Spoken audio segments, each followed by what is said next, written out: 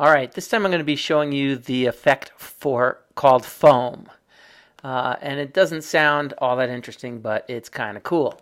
So what I have here is, first I'm just going to have a layer, which I've already put in here. Okay, so I have this image here.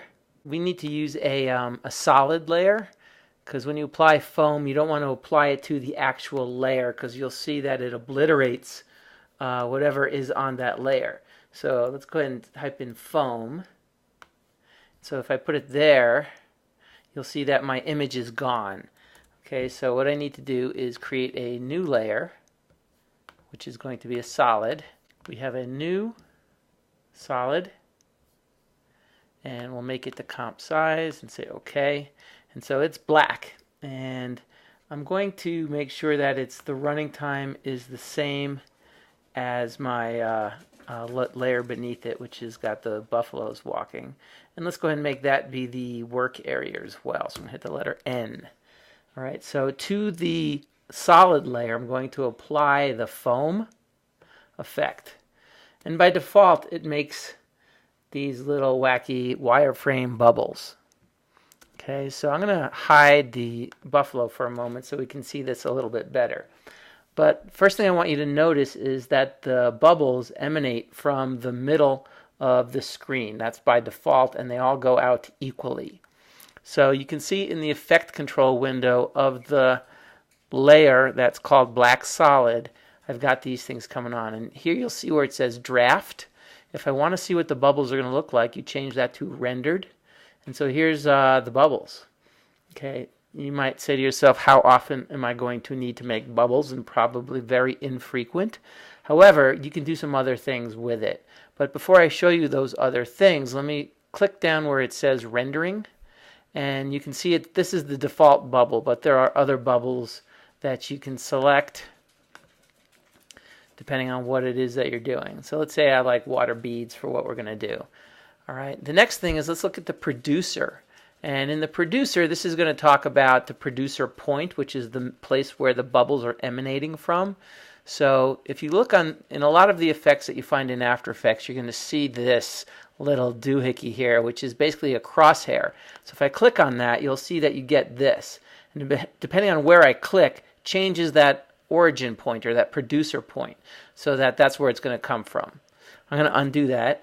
So if I click where it says from rendered to draft and flow map, you get to see what the producer area looks like with that red thing. Look at this X thing here, and let's see if I spread it out. So now the producer point is coming out of that middle there.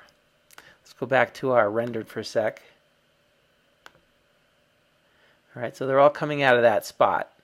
All right, so let's go back to that for a minute. And so if you wanted to kind of change how big it is, the orientation will kind of change it from around that way. So now what I'm going to do is I'm going to turn on the background here. So what I want to do here is not only just kind of show you that you have all these silly little bubble things to select from, but you've also got the physics that you have to kind of deal with here. So the initial speed will talk about, you know, how fast these things are moving and in what direction. So speed does impact the direction, but we also have other ways. So right now they're going up, obviously. If I change the initial direction, you can kind of see now we can alter which way these bubbles are going to be flying. But if you notice also, they start small and then they get bigger. So what we have there is it's coming from the bubble selection. So the initial size by default is this 5, whatever 5 means. So you can make the bubbles bigger. The variance, how many different sizes of the bubbles exist. The lifespan of the bubbles. And the bubble growth speed. So you'll see that they grow. If you wanted them all to not grow and just stay the same size, then you can do that as well. So the next thing I want to show you is in the physics here, this viscosity. So when you mess with the viscosity, you'll notice that they kind of will float around a little bit and they wobble. You also have a wobble amount. How much are they wobbling? So that's kind of cool. All right, so what I want to do is let's go ahead and take a look with this image in the background here and what's going on. So we got these bubbles coming, and that's silly. All right, so I'm going to put this, you see I have this snowflake. I'm going to put the snowflake down here. So we're going to go back to the solid, and I'm going to reset to the initial bubbles here, okay? And let's go here, rendered. So that's what it's going to look like. But I put the snowflake in here, and this is going to be interesting because what you can do is you can say where you have the rendering layer here, you can go to where it says default bubble and change it to user defined. And so now you can then take this and say something that exists inside of your stack here, you can use as a generator. And look at that, I've got these snowflakes. Okay, so snowflakes are not that big and they don't come from the center, so we have to kind of deal with that. And so first let's go ahead and put the orientation. It's starting from there. Let's look at it with the flow map so I can see what the producer size is. It's outside of the frame, so let's bring down this producer here so we can kind of see what's going on, and then I'll move it back up later. So the snow, I wanted to expand the length of the picture. The largest you can make it is this big, but we could also make it bigger by changing the scale of the layer that has it. So if I blow this up, we're also blowing up the bubbles essentially because the black solid is invisible. All right, so now that I've done that, let's go back to our rendered. And we've got these things flying down. And let's go ahead and now talk about the size of these things because we're not going to want the snowflakes to be that big. All right, so what kind of snowstorm do we want to create here?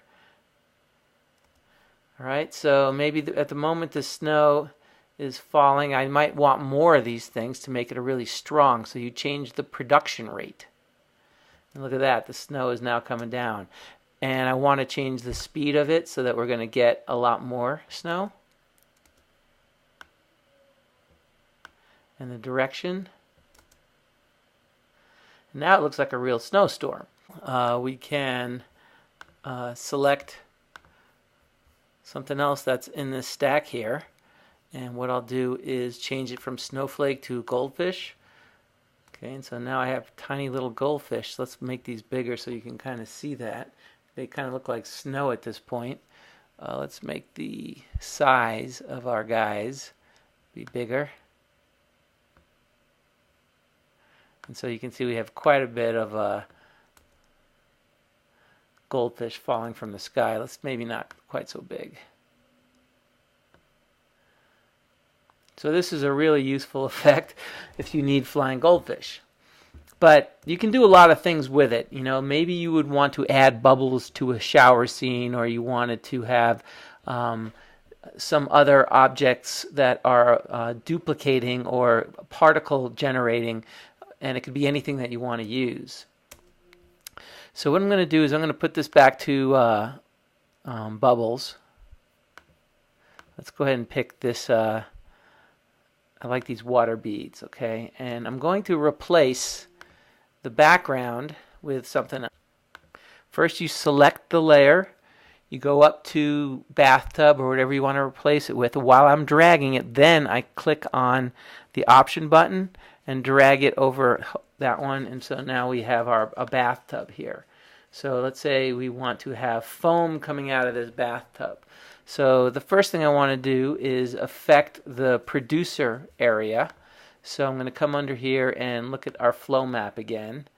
Okay, and let's go ahead and bring the whole thing down so that it looks like it's coming more or less out of this bathtub. Okay, so I'm going to rotate it here. And let's change this to rendered. And now it kind of looks like they're flying.